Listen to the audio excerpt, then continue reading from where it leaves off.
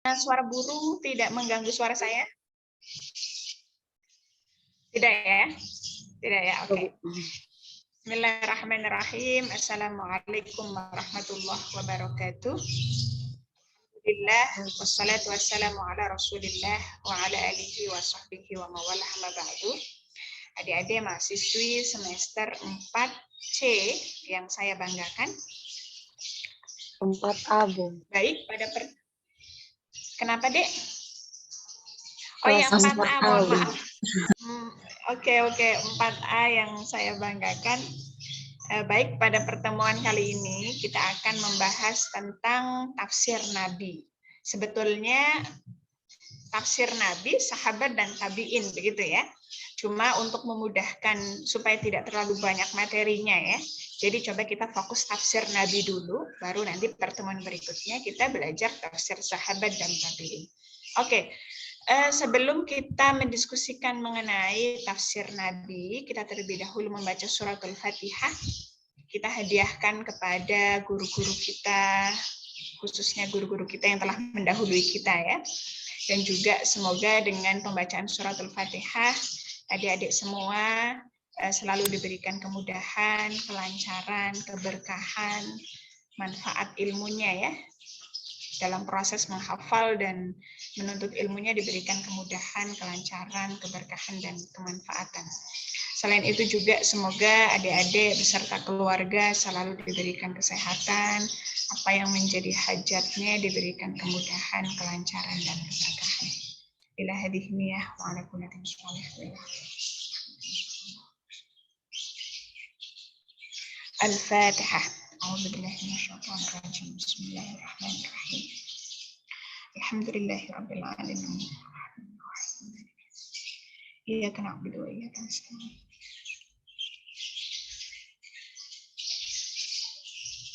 Amin amin ya rabbal alamin.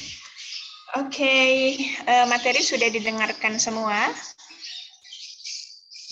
Sudah, Bu. Sudah ya? Oke, kita langsung diskusi ya.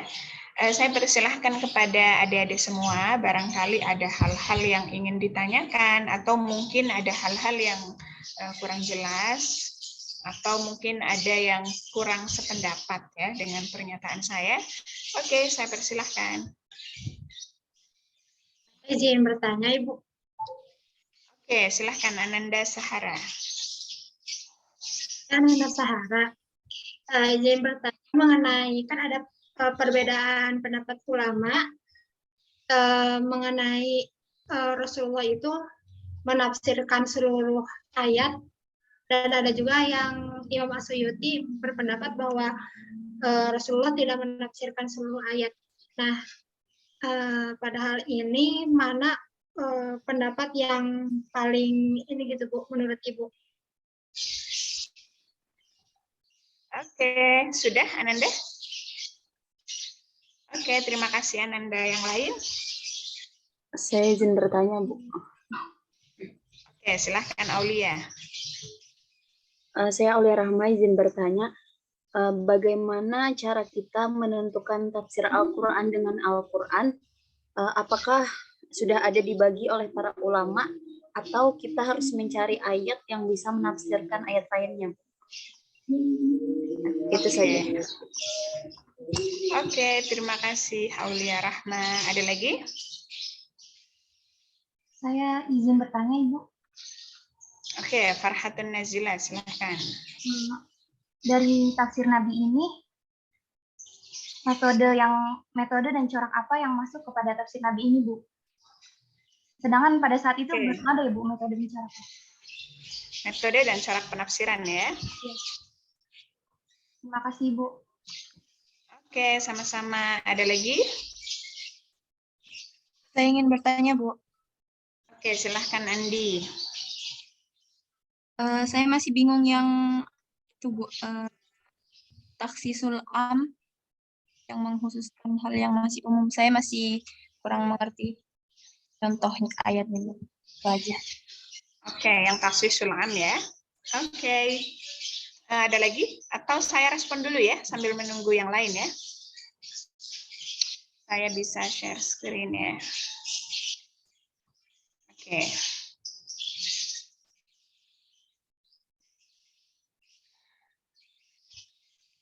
Baik, tadi ada 4 penanya ya. Yang pertama Ananda Sahara mengenai perdebatan tafsir Nabi, kemudian Aulia Rahmah bagaimana mengenai menafsirkan Al-Quran dengan Al-Quran, kemudian Farhatun Nazilah mengenai metode dan corak penafsiran Nabi, kemudian yang terakhir Andi Fadilatul menanyakan untuk diperjelas lagi ya mengenai contoh penafsiran Nabi yang takhsisul am. Oke. Saya akan respon satu-satu ya.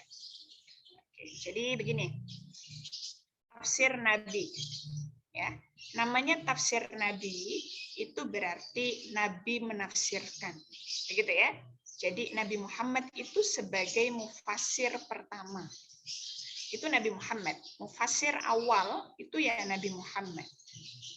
Nah, kenapa Nabi itu menafsirkan Al-Quran? Karena memang pada saat itu, ketika para sahabat tidak memahami ayat-ayat Al-Quran dan kemudian bertanya kepada Nabi, maka penjelasan Nabi itu masuknya tafsir Nabi. Jadi penjelasan Nabi itu terhadap ayat Al-Quran namanya tafsir Nabi.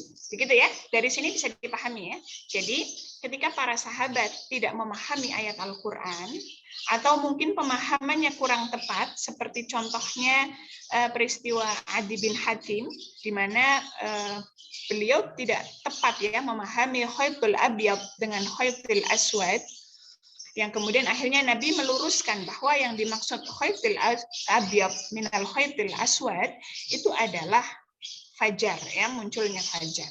Jadi ketika para sahabat itu tidak memahami ayat Al-Quran atau para sahabat memahami ayat Al-Quran tidak tepat, maka disinilah penjelasan Nabi itu menjadi tafsir Nabi. Oke ya, dari sini bisa dipahami ya. Nah, di sini saya sampaikan ya, saya mengambil surah Al-Qiyamah. La tuharrik bihi lisanaka lita'jala bih. Inna alaina jam'ahu wa qur'anah fa idza qara'nahu fattabi' qur'anah thumma inna alaina bayanah. Jadi pada saat itu ketika Nabi Muhammad mendapatkan wahyu Al-Qur'an itu karena kan beban Nabi itu kan berat sekali ya. Beban Nabi itu bagaimana Nabi itu menyampaikan Al-Quran, menyampaikan kandungan Al-Quran kepada para sahabat. Karena beban beliau sangat besar tanggung jawabnya. Jadi ya wajar ketika Nabi itu khawatir ketika wahyu yang diturunkan belum sampai hafal, belum sampai memahami kandungannya begitu ya. Makanya di situ ketika Jibril membawa wahyu, ya, membawa wahyu untuk diberikan kepada Nabi Muhammad. Ketika wahyu itu belum selesai, tapi Nabi sudah menggerak-gerakkan lisannya. Makanya di sini Allah menegur Nabi. La tuharrik bihi lisanaka lita'jala bih. Wahai Nabi, janganlah kau gerak-gerakkan lisanmu untuk bersegera membaca, menghafal, dan memahami kandungannya. Jangan dulu, kira-kira begitu ya. Oke. Kalau kita lihat di bawah, wa ma anzalna 'alaikal kitaba illa litubayyina lahum. Ya, bahwa memang tanggung jawab Nabi itu yang menjelaskan kandungan Al-Qur'an kepada para sahabat, kepada para umatnya, begitu ya. Jadi tanggung jawab inilah yang kemudian Nabi Muhammad menafsirkan Al-Qur'an, menjelaskan kandungan Al-Qur'an. Nah, pertanyaannya Ananda Sahara tadi, apakah Nabi Muhammad menafsirkan semuanya atau menafsirkan sebagian saja, begitu ya?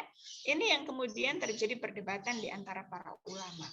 Nah, kalau menurut Ibnu Taimiyah, karena beliau memahaminya dari redaksi ya, bahwa Nabi Muhammad itu kan dalam Al-Quran disampaikan tanggung jawabnya, tugasnya, misi besarnya, itu adalah menjelaskan kandungan Al-Quran. Jadi ketika Nabi Muhammad tidak menjelaskan Al-Quran secara keseluruhan, itu artinya Nabi tidak menjalankan tanggung jawabnya secara maksimal. Gitu ya. Makanya kata Ibnu Taimiyah, Nabi Muhammad menjelaskan kandungan secara keseluruhan. Itu untuk Ibnu Taimiyah. Sementara seperti Imam As-Suyuti atau di dalam bukunya Mana Al-Qattan Mabahith fi Ulumil Quran, itu beliau lebih memahami bahwa Nabi Muhammad itu tidak menafsirkan secara keseluruhan. Dan ini yang kemudian dipegang oleh mayoritas para ulama ya, bahwa Nabi Muhammad tidak menafsirkan seluruh ayat Al-Quran. Kenapa? Karena kalau kita cari datanya, itu tidak banyak penafsiran Nabi. Ya, jadi tidak banyak. Tafsir Nabi itu tidak banyak. Kenapa tafsir Nabi itu tidak banyak? Karena para sahabat tidak banyak bertanya. Begitu ya. Jadi begini, Al-Quran kan diturunkan menggunakan bahasa Arab. Sementara para sahabat juga menggunakan bahasa Arab. Berarti kan Al-Quran turun menggunakan bahasa yang dipakai oleh bahasa para sahabat. Begitu ya. Jadi hal yang wajar ketika para sahabat tidak banyak bertanya. Gitu.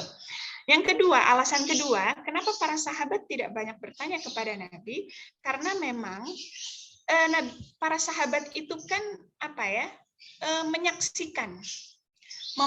menyaksikan peristiwa-peristiwa yang dimana karena peristiwa itu turunlah Al-Quran. Begitu ya. Misalnya nih, saya berikan contoh. Pada saat itu ketika para sahabat belum ada larangan minum khamr ya, belum ada larangan minuman khamr. Jadi pada saat itu para sahabat setelah minum khamr itu kemudian melakukan sholat. Ada yang mengatakan sholatnya sholat asar. Nah, mohon maaf, sholat maghrib atau sholat apa saya lupa ya. Artinya pada saat itu para sahabat setelah minum khamr itu melakukan sholat. Nah kebetulan sholat yang dilakukan itu para sahabat membaca surah Al-Kafirun. Ya, karena memang sebelumnya sudah minum khamr ya. Ternyata setelah itu surah yang dibaca dalam sholat itu adalah surah Al-Kafirun. Nah ternyata dalam pembacaan surah Al-Kafirun itu terjadi kesalahan yang fatal. Karena memang masih pengaruh minum khamr ya.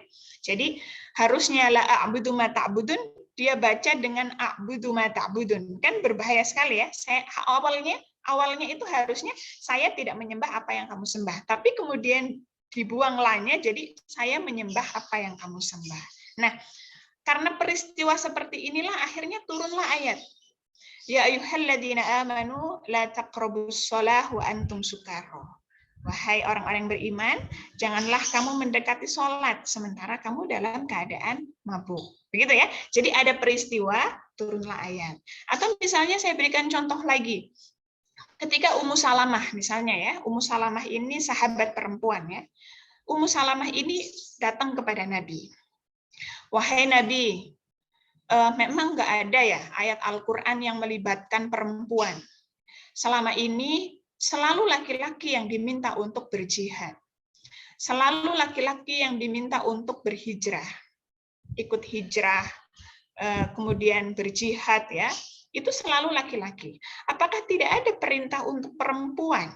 Begitu ya. Jadi sebetulnya samaan derajat antara laki-laki dan perempuan itu sebetulnya para sahabat perempuan dulu juga sudah melakukan itu ya. Ingin ada kesamaan derajat antara laki-laki dan perempuan. Jadi pada saat itu Ummu Salamah menanyakan begitu. Kami juga mau Nabi mendapatkan pahala yang didapatkan oleh kaum laki-laki, pahala dari jihad, pahala dari hijrah begitu ya. Yang kemudian akhirnya turunlah ayat fastajaba lahum rabbuhum anni la udhi'u amala 'amilin minkum min dzakarin aw untha. Dan banyak lagi ya. Jadi ada sebuah peristiwa yang kemudian turunlah ayat. Nah, di sini kenapa para sahabat tidak banyak bertanya? Ya karena para sahabat itu menyaksikan peristiwa itu, begitu ya.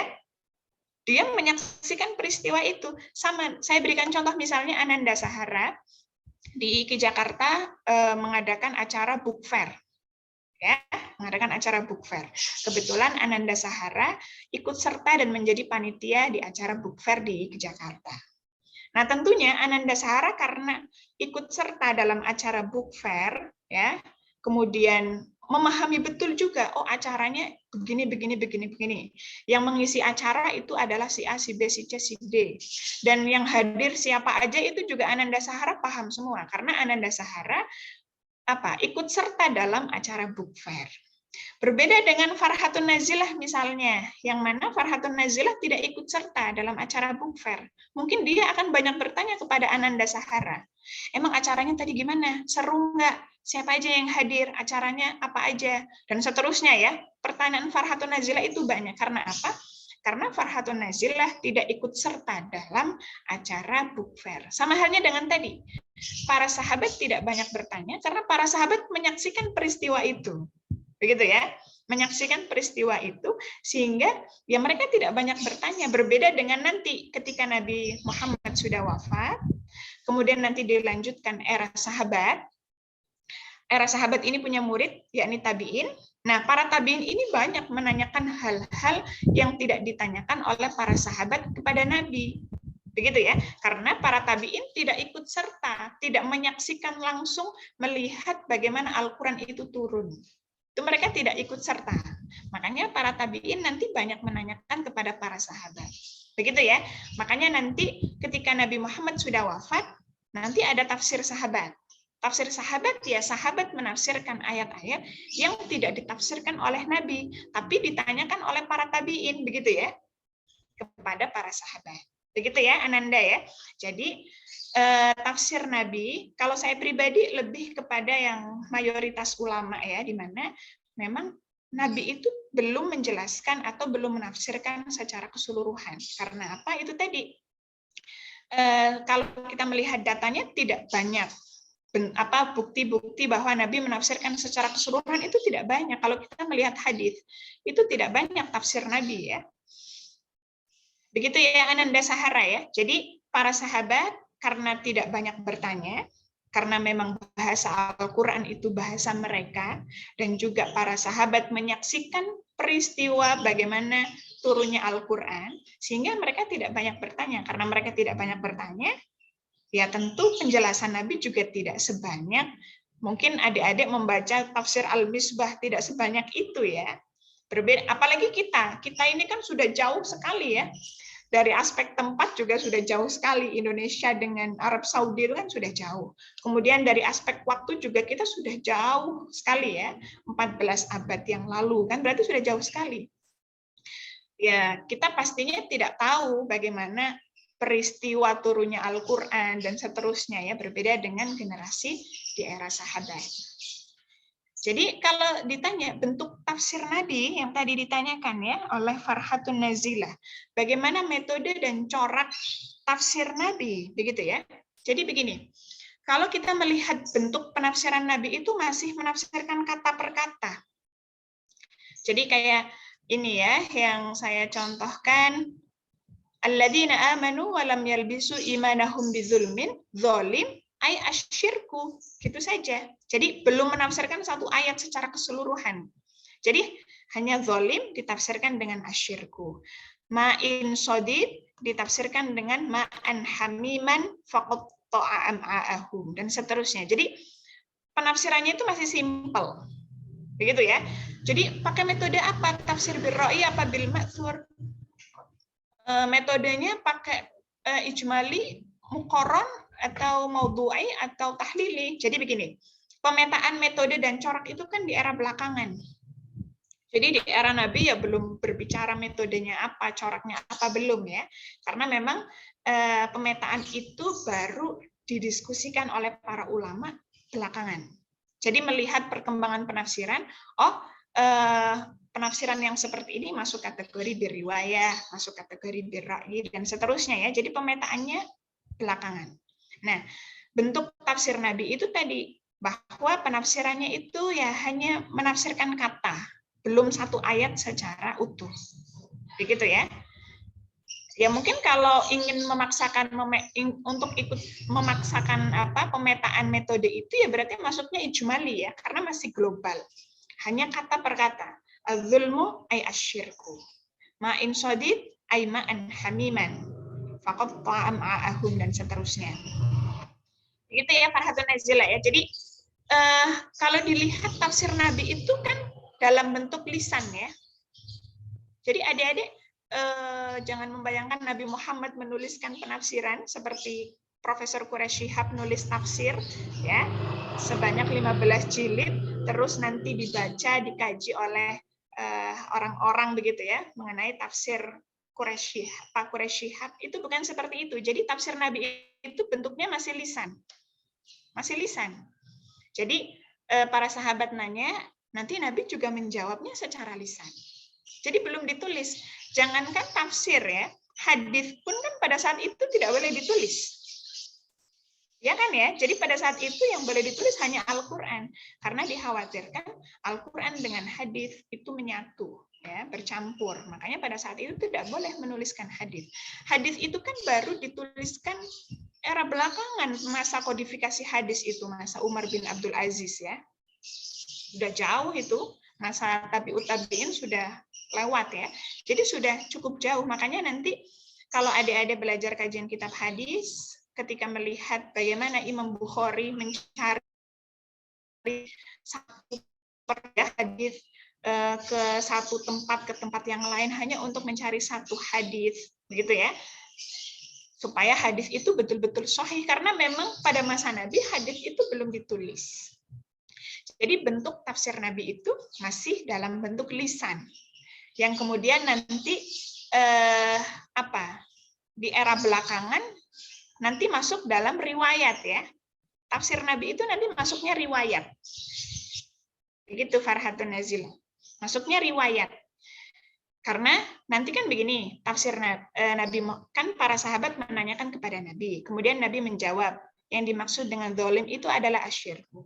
Kemudian nanti ketika Nabi sudah wafat, nanti para sahabat kan menjelaskan kepada muridnya, para tabi'in, bahwa yang dimaksud az-zulmu ini adalah asyirku, sebagaimana yang ditafsirkan oleh Nabi. Ini berarti kayak riwayat ya dalam hadis. Yang kemudian nanti informasi itu juga diambil dari hadis Bukhari. Bukhari itu ada bab tersendiri khusus tafsir.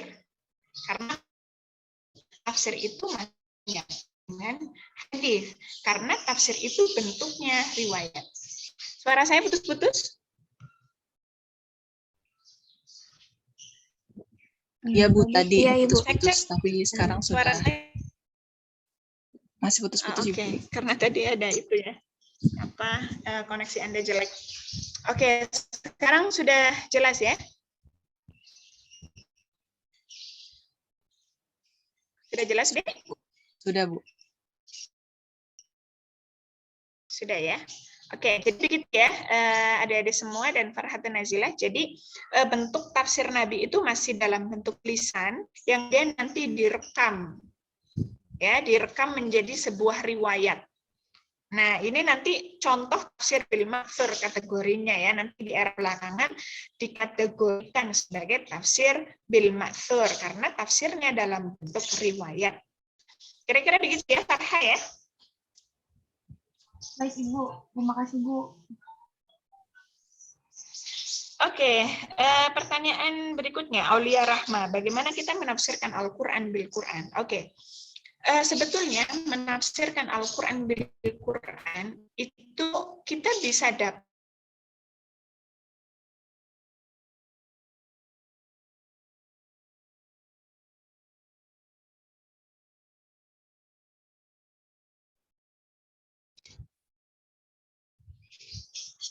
Oke, suara saya cek. Jaringannya putus-putus, Bu. Suaranya putus-putus. Iya betul. Coba ya, saya matikan video dulu ya. Suaranya masih putus-putus? Sudah tidak. Enggak, Bu. Sudah tidak atau masih putus-putus? Sudah jelas Bu. Sudah tidak, Bu. Jelas Bu. Sudah jelas ya. Oke, saya izin matikan kamera ya. Nanti kalau sudah agak stabil saya nyalain lagi. Oke, jadi untuk pertanyaan Aulia Rahma, bagaimana kita menafsirkan Al-Quran bil-Quran ya? Oke, saya coba tampilkan lagi. Oke, di sini untuk bisa kita mengetahui menafsirkan Al-Quran dengan Al-Quran, itu yang pertama ya sumbernya dari tafsir Nabi. Karena salah satu contoh ya bentuk penafsiran Nabi menafsirkan Al-Quran dengan Al-Quran. Jadi untuk supaya kita tahu apakah ayat ini ditafsirkan oleh ayat yang lain, coba kita lihat bagaimana Nabi Muhammad melakukan penafsiran terhadap ayat tersebut. Kira-kira ada enggak? Gitu ya. Jadi sumbernya yang pertama coba kita lihat tafsir Nabi. Nah, untuk mencari tafsir Nabi ya, bisa kita melihat dari kitab hadis. Seperti hadis di Sahih Bukhari, itu kan ada khusus bab tentang at-tafsir. Atau misalnya adik-adik coba membaca tafsir At-Tabari, Jami'ul Bayan an Ta'wili Ayyil Quran, itu tafsir yang sangat tebal ya, dan itu khusus tafsir biriwayah, riwayat. Tentunya di situ nanti adik-adik bisa mendapati bagaimana ayat ini ditafsirkan dengan ayat yang lain. Karena itu salah satu bentuk contoh bagaimana Nabi menafsirkan Al-Quran dengan Al-Quran. Gitu ya. Selain itu juga nanti adik-adik juga bisa melihat dalam tafsir-tafsir yang menggunakan biriwayah ya. Misalnya ada tafsir Ibnu Katsir. Sudah pernah membaca tafsir Ibnu Katsir? Yakni tafsir Al-Quran Al-Azim, itu juga bisa adik-adik melihat bagaimana penafsiran Al-Quran dengan Al-Quran ataupun Al-Quran dengan hadis. Itu sudah dicontohkan oleh ulama-ulama kita mengambil dari ini ya, referensi Nabi Muhammad menafsirkan Al-Quran dengan Al-Quran atau para sahabat menafsirkan Al-Quran dengan Al-Quran. Begitu ya Aulia Rahma ya. Jadi rujukannya tentu yang pertama ya melihat beberapa literatur kitab ya, baik itu kitab hadis maupun kitab-kitab tafsir yang menggunakan sumber penafsiran biriwayah. Karena tafsiran Al-Quran dengan Al-Quran itu kategori tafsir biriwayah.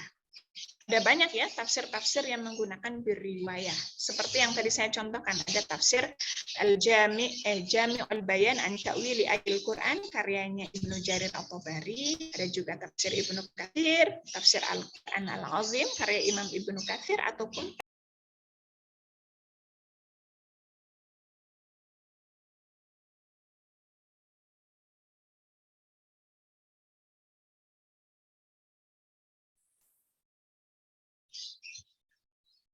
Oke, saya kepental lagi. Tapi tadi suara saya jelas nggak sebelum kepental?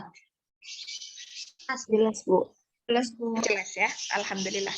Oke, sementara tadi saya sampaikan, oh ya, ulama-ulama kita juga memberikan contoh, ya, Aulia Rahma ya, memberikan contoh bagaimana, misalnya nih di dalam beberapa literatur kitab itu tidak didapati bahwa Al-Quran ini menafsirkan Al-Quran yang lain.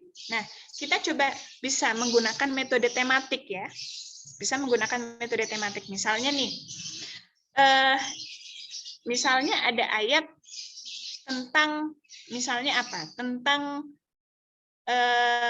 khoir misalnya. Adik-adik misalnya ingin melihat apa bedanya ketika Al-Quran menggunakan kata khoir, ma'ruf, ya, khoir, ma'ruf, apalagi kebaikan di dalam Al-Quran, apalagi yang disebutkan menggunakan kata apa aja, khoir, ma'ruf, terus apalagi?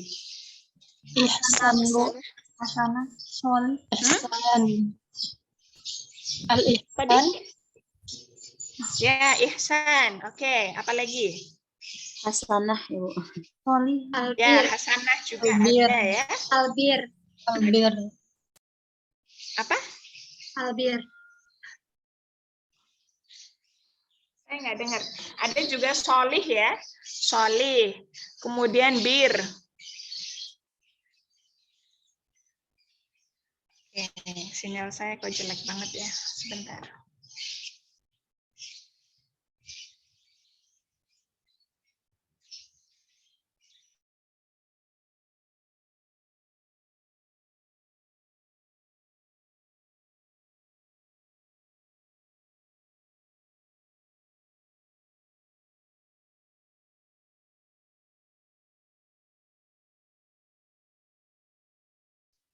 Masih putus-putus, Dek? Enggak, Bu. Nah, ya.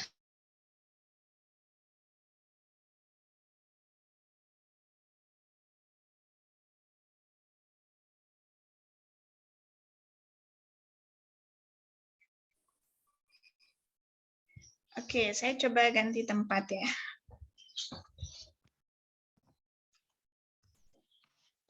Suara saya jelas? Jelas, Bu. Oke, sebentar.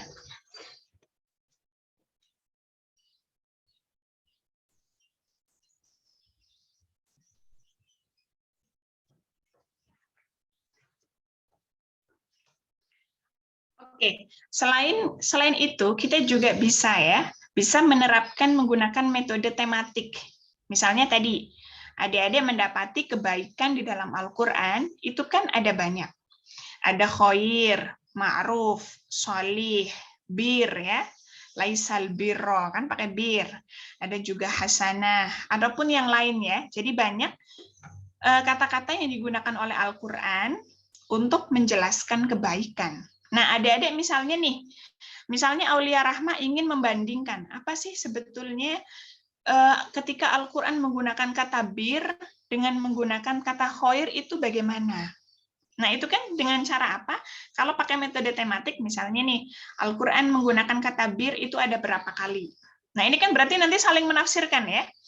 Misalnya nih, kumpulkan misalnya yang bir, laisal birra an tuwallu wujuhakum dan seterusnya. Ada juga lan tanalul birra dan seterusnya. Jadi dikumpulkan ayat-ayat yang menggunakan kata bir. Nah, di sini kan nanti akhirnya dari satu ayat ke ayat yang lain itu kan nanti saling menafsirkan. Oh, ternyata ketika Al-Qur'an menggunakan kata bir itu menunjukkan bahwa kebaikan itu adalah kebaikan yang seperti apa, kan begitu ya? Bisa dipahami ya Aulia Rahma ya. Jadi untuk bisa tahu bagaimana Al-Qur'an itu ditafsirkan dengan Al-Qur'an tentunya kita dari berbagai literatur kitab ya. Bisa kitab hadis ataupun kitab-kitab yang memang kitab tafsir yang sudah disuguhkan dalam bentuk biriwayah yang tadi itu ya. Ada tafsir Jami'ul Bayan karya Ibnu Jarir At-Tabari atau tafsir Al-Qur'an Al-Azim karya Ibnu Katsir ataupun yang lain-lain. Atau misalnya juga bisa diterapkan dengan menggunakan metode tematik tadi itu. Jadi mengumpulkan ayat-ayat yang menggunakan kata bir.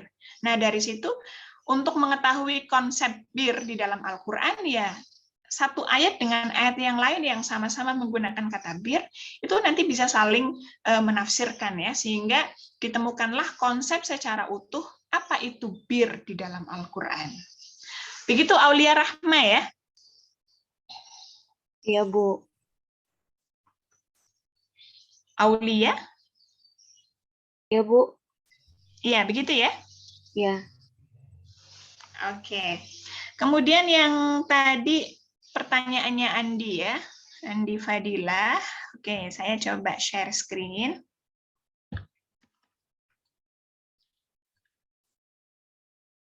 Ini ya. Oke, jadi salah satu bentuk penafsiran Nabi Muhammad itu adalah bayanut tafsir, kan begitu ya. Jadi menjelaskan dengan cara apa ya menafsirkan ayat tersebut. Nah, bayanut tafsir ini itu ada banyak bentuknya. Di antaranya adalah takhsisul am. Saya berikan contohnya itu kan di sini yusikumullah fi auladikum lidzakari mithlu hadzil unthayain ya. Jadi bahwa di sini ketika ada orang yang meninggal ya, ketika ada orang yang meninggal, maka ketika orang tersebut yang meninggal itu meninggalkan warisan, maka laki-laki, jadi seluruh umat muslim di dunia ini begitu ya. Ketika ada orang meninggal, maka dia ketika dia laki-laki berhak mendapatkan bagian 2, sementara perempuan berhak mendapatkan bagian 1. Ini kan umum ya. Umum kan ya? Jadi seluruh umat muslim, syariatnya ya, ajaran Islam itu bahwa ketika ada orang yang meninggal, kok kemudian dia meninggalkan harta, maka pembagian warisan ini laki-laki dapat 2, perempuan dapat 1. Jadi 2:1, begitu ya. Ini kan umum, diperuntukkan untuk semua umat muslim, karena memang syariat ajaran Islamnya seperti itu. Ini namanya umum. Nah, kalau contohnya takhsisul am, berarti karena redaksi ini masih umum, yang kemudian ditafsirkan oleh Nabi. Jadi mengkhususkan redaksi yang umum. Apa hadis Nabi itu?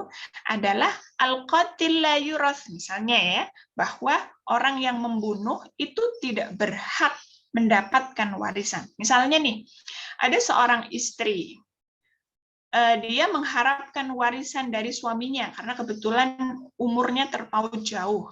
Jadi ingin segera mendapatkan warisan, jadi dia membunuh suaminya. Maka yang seperti ini, istri, meskipun dia istrinya, itu dia tidak berhak mendapatkan warisan. Karena apa? Dia membunuh suaminya. Kira-kira begitu ya. Jadi kan di sini umum. Lidzakari mithlu hadzil unthayain, bahwa syariat Islam menyampaikan bahwa ketika ada orang yang meninggal, maka pembagian warisannya laki-laki dapat 2, perempuan dapat 1. Tapi ini dikecualikan, begitu ya? Dikecualikan untuk mereka yang membunuh, gitu. Jadi misalnya ada anak membunuh orang tuanya, maka anak ini tidak berhak mendapatkan warisan harta yang ditinggalkan oleh orang tuanya meskipun dia anak kandung. Begitu ya, karena berlaku al-qatil la yurath, bahwa orang yang membunuh itu tidak berhak mendapatkan warisan. Berarti kan ini statusnya redaksi ini umum. Ini kan umum, berarti diperuntukkan untuk semua laki-laki dapat 2, perempuan dapat 1. Tapi ini dikecualikan bagi orang yang membunuh. Maka orang yang membunuh itu tidak berhak mendapatkan warisan. Maka ini kategorinya takhsisul am. Redaksinya umum, tapi kemudian dikhususkan oleh hadis. Nah, hadis ini bentuk penafsiran Nabi. Begitu ya, Andi Fadilah, bisa dipahami? Baik, Bu. Sudah jelas, Bu. Oke, ada lagi, Dek? Teman-teman yang lain?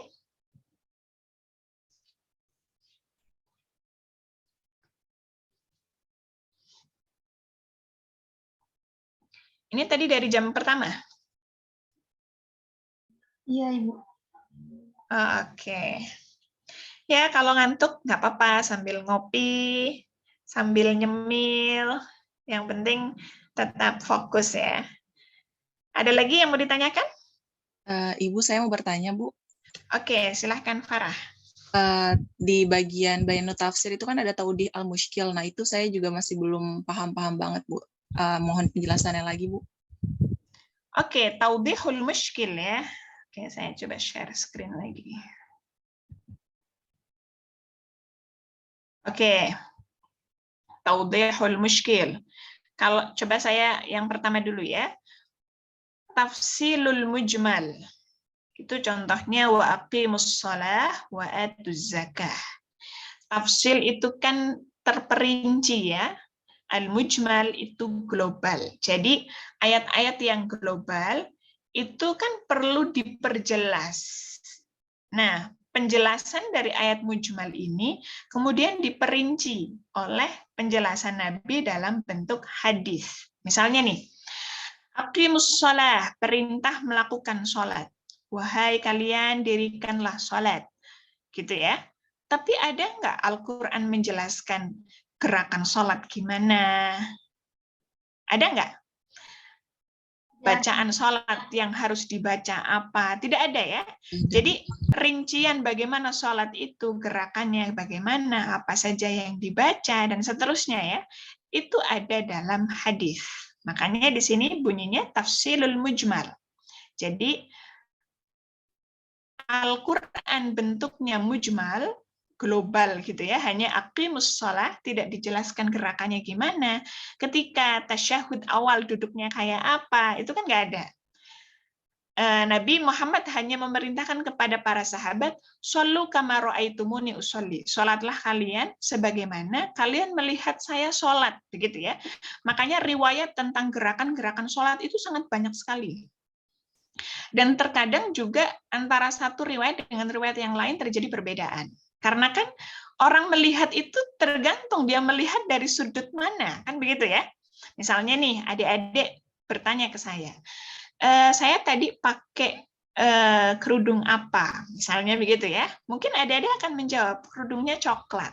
Tapi kan bisa jadi orang yang di belakang saya, karena dia melihat belakangnya itu nggak hanya coklat, mungkin ada warna yang lain misalnya ya, maka dia akan menjawab bahwa kerudung yang dipakai oleh saya itu ada 2 warna, coklat dan putih, misalnya begitu ya. Jadi kan tergantung dari sudut yang mana, dari sudut mana.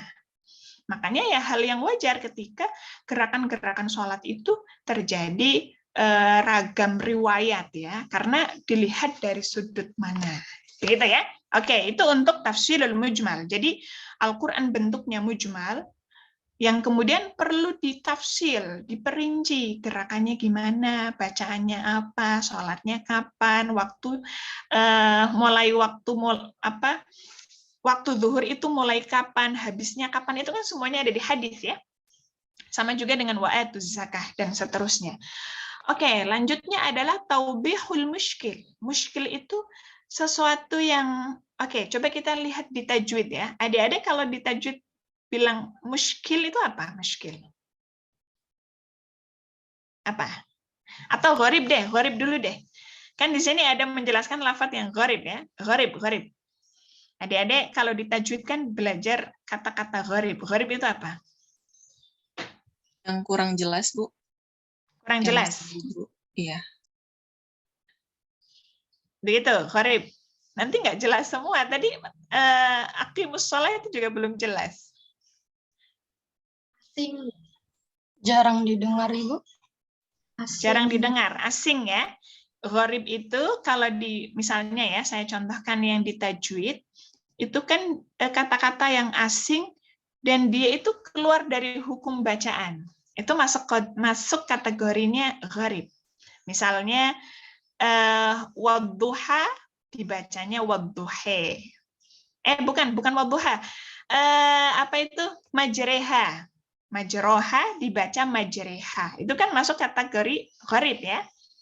Berarti dia asing dan dia keluar dari hukum bacaan. Misalnya ana. Setiap kata ana itu dibaca apa? Pendek atau panjang?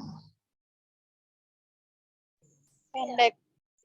Pendek, kecuali ada 4 ya yang dibaca panjang dan seterusnya, itu kan berarti masuk kategorinya gharib. Kalau adik-adik misalnya belajar tajwid itu kan ada kata-kata gharib, berarti dia asing dan bacaannya itu keluar dari hukum bacaan.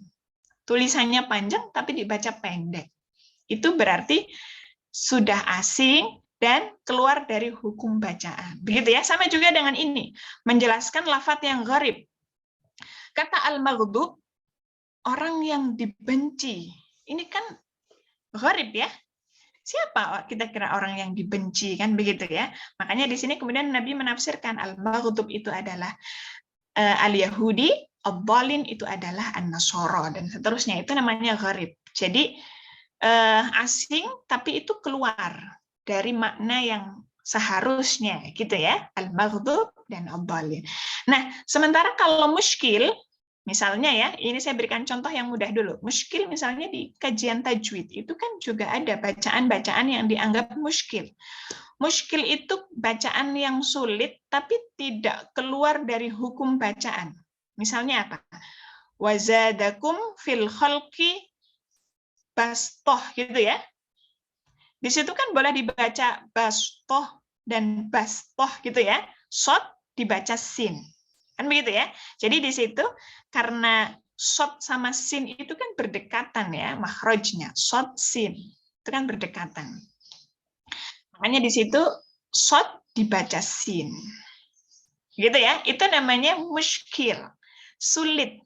Ya, muskil sulit, tapi kesulitan ini tidak keluar dari hukum bacaan. Sama juga dengan ini, wa kulu washrabu hatta yatabayyana lakumul khaytul abyad. Ini kan muskil, istilah yang muskil. Benang putih. Ya, khaytul aswad benang merah. Padahal kan khaytul abyad itu adalah siang, maksudnya ya. Khaytul aswad itu adalah malam. Maksudnya kan begitu, bukan benang secara fisik ya. Tapi adalah siang. Siang itu menggambarkan terang. Terang itu abyad. Kira-kira begitu ya. Khaytul aswad itu adalah malam. Malam itu gelap. Makanya disimbolkan aswad. Hitam. Begitu ya. Benang hitam. Jadi ini masuk kategorinya muskil. Istilah yang sulit dipahami ya. Khaytul abyad, khaytul aswad. Memang agak sulit ya. Dulu ketika di Ulumul Quran 3 ada ya. Apa itu tawdihul muskil, tawdihul mubham, ada ya? Ayat-ayat mubham, ayat-ayat muskil, ayat-ayat gharib, ayat-ayat mujmal, ayat-ayat mutlak, dan seterusnya ya, ada ya di Ulumul Quran 3 ya? Iya Bu, ada. Oke, jadi begitu ya. Beda lagi dengan ini, sab'am minal mathani, ini masih samar. Ya, dia tidak masuk kategori muskil. Walaqad atainaka sab'am minal mathani.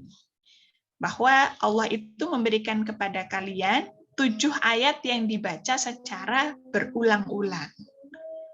Nah, ini kan samar, 7 ayat yang mana ini kan begitu ya. Dan kemudian ada hadis yang menjelaskan bahwa as-sab'u al-mathani itu adalah al-Fatihah, begitu. Kan beda ya, sab'ul mathani dengan khaytul abyad kan beda. Oke, ada lagi, Dek? Tadi siapa ya? Farah. Siapa tadi? Saya belum mencatat. Yang terakhir Ya, Bu. tadi bertanya. Farah Nur Fadila, Bu, saya. Farah ya, oke.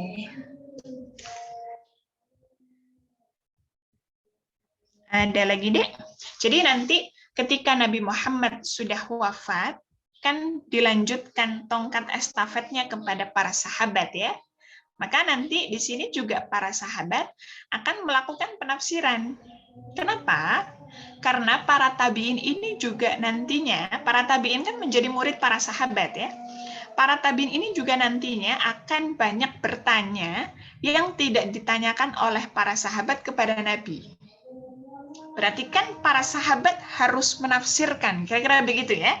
Karena permasalahan terus berkembang. Jadi tafsir itu tidak pernah berhenti deh. Jadi misalnya nih adik-adik kan jurusannya tafsir ya. Terus nanti kita kan kalau melihat profil lulusannya kan menjadi akademisi tafsir begitu ya. Jadi menjadi mufasir pemula. Apakah kita ini perlu melakukan penafsiran? Bukannya kitab-kitab tafsir itu sudah banyak. Perlu deh, karena permasalahan itu terus berkembang. Ya, permasalahan yang di era pada masa Nabi itu misalnya nih, kenapa Nabi Muhammad kok tidak menjelaskan inna fi khalqis samawati wal ardi wa ikhtilafil laili wan nahar wal fulki allati tajri fil bahri dan seterusnya ya. Ya karena memang pada masa itu di masa sahabat mereka mungkin terlalu jauh ketika akan menjelaskan kajian-kajian sains ya. Terlalu jauh karena masyarakatnya juga belum seperti sekarang ya, yang memahami ilmu pengetahuan, ilmu-ilmu sains. Maka ya Nabi tidak menjelaskan itu. Jadi disesuaikan ya. Apalagi dalam konteks sekarang, Dek. Misalnya adik-adik kalau mengikuti perkembangan digital itu kan luar biasa sekali ya. Misalnya adik-adik di era digital ini membeli sebuah barang.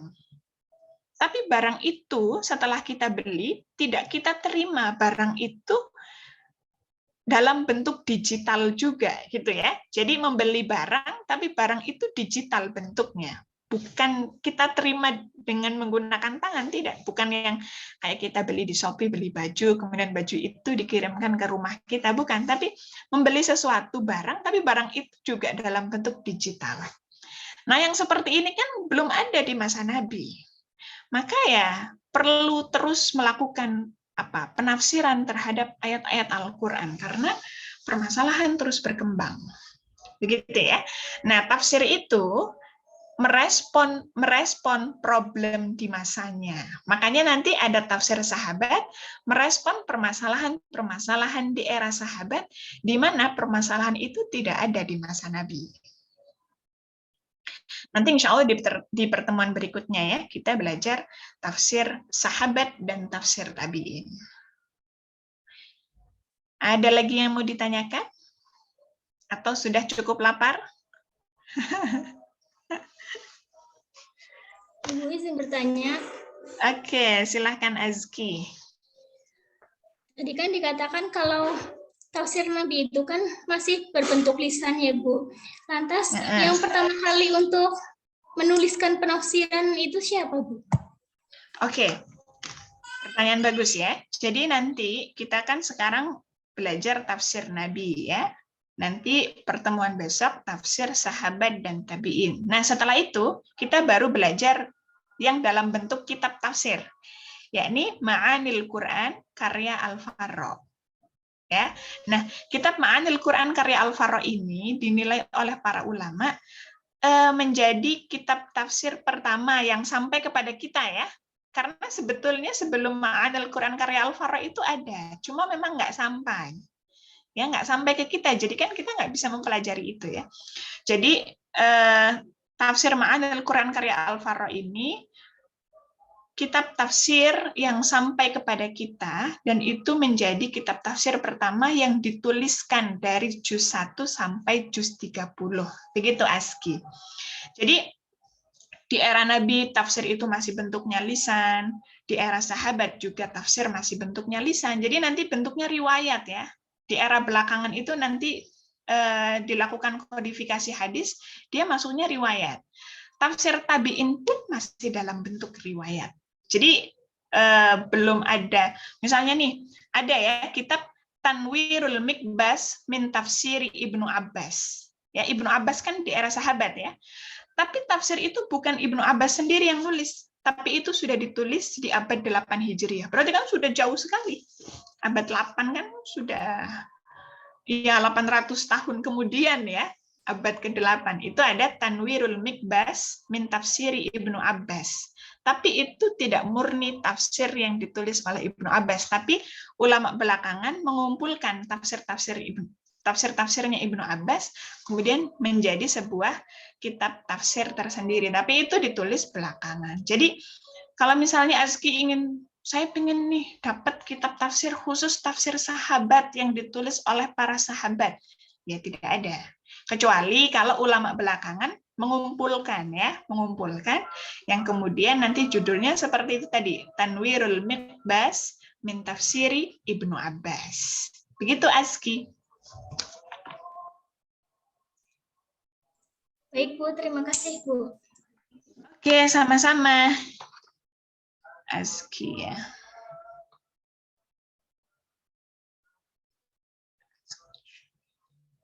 Ada lagi atau sudah cukup?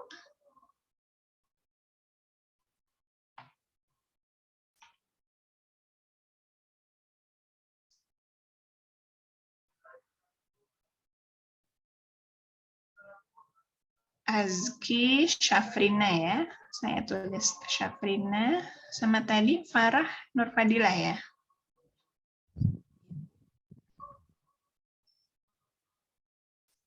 Oke, ada lagi Dek? Atau sudah cukup? Jadi bisa dipahami ya, adik-adik nyaman ya dengan model pembelajaran begini ya. Jadi kita nge-zoom langsung diskusi nggak apa-apa ya? Ya Bu.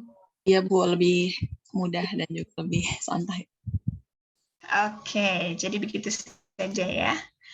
Oke, ada lagi Dek? Kalau tidak ada kita cukupkan nih, kita makan bersama di rumah masing-masing.